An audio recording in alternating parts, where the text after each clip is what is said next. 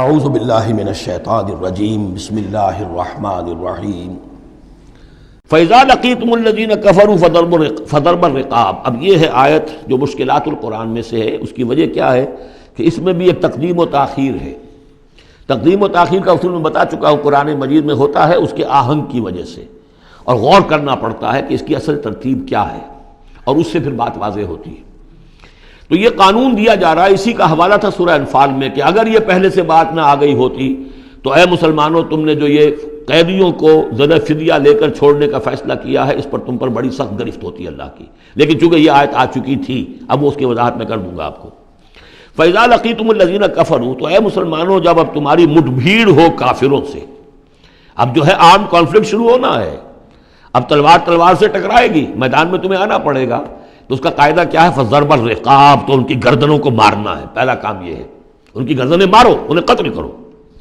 حَتَّى إِذَا أَسْخَنْتُمُوهُمْ، یہاں تک کہ جب تم ان کو اچھی طریقے سے کچل دو، ان کی طاقت ختم ہو جائے۔ فَشُدُّوا الْوَثَاقَ، پھر تم ان کو قیدی بنا سکتے ہو، پھر باندھو ان کو مضبوطی کے ساتھ۔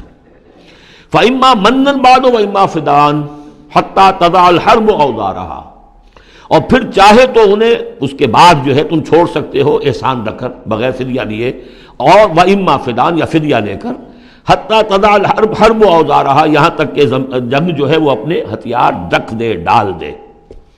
اس میں ہے اصل میں تقدیم و تاخیر، یہ پہلے ہے حتیٰ اذا اسخنتموہم فشدوا الوثاق حتیٰ تضع الحرب اوزارہا فاما منا بعد واما فداء، یعنی یہ کہ جب تمہارا مقابلہ کافروں سے ہو تو پہلے مرحلہ یہ ہے کہ ان کی گردنیں مارو، پھر جب ان کی قوت کچھ لی جائے پھر تم انہیں قیدی بنا سکتے ہو، جب تک کہ جنگ اپنے ہتھیار بالکل رکھ دے۔ اب اس کو سمجھ لیجئے کہ ایک ہوتی ہے بیٹلز، ایک ہوتی ہے وار۔ بدر جنگ تھی لیکن بیٹل کی نوعیت کی تھی، وار تو 6 سال تک چلنی ہے۔ Battle of Badr, battle of Uhud, battle of Ahzab, battle of Bani al-Mustaliq, battle نہ معلوم کتنی بیٹلز ہیں۔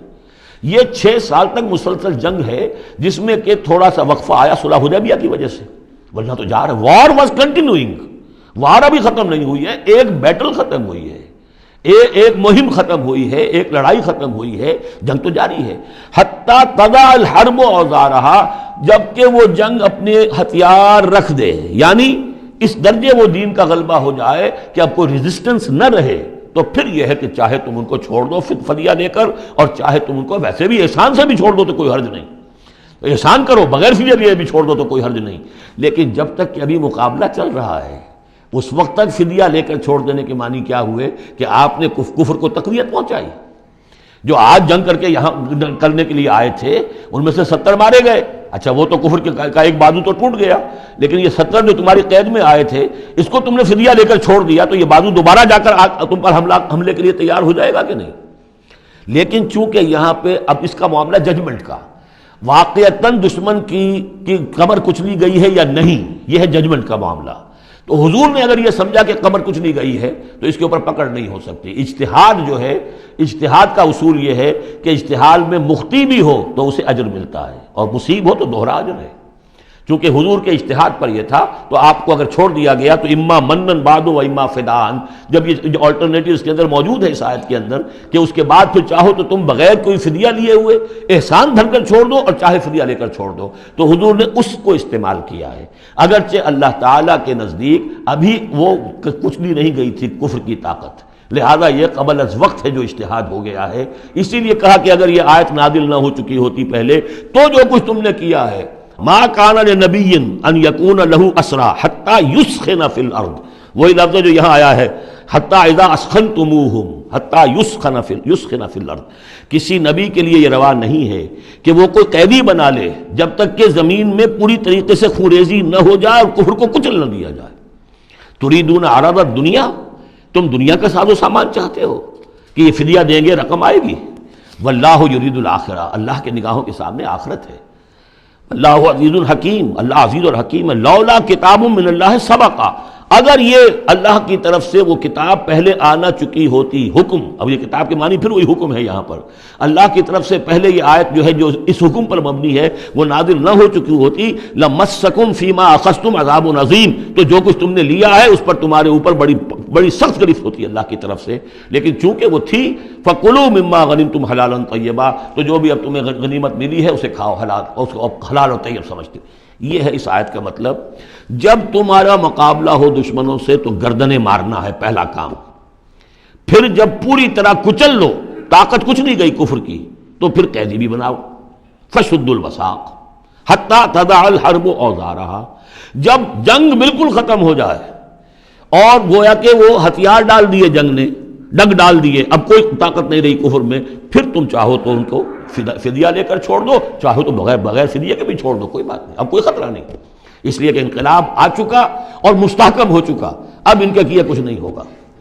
حتیٰ تضع الحرب اوزارها ذلک ولو یشاء اللہ لانتصر منہم، اللہ چاہتا تو خود ہی ان سے بدلہ لے لیتا، ان کفار سے انتقام لے لیتا.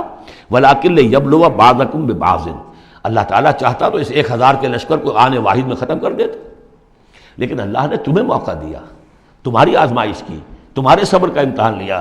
لیکن اللہ تعالیٰ امتحان لیتا ہے، جانچتا ہے بعض کو بعض کے ذریعے سے.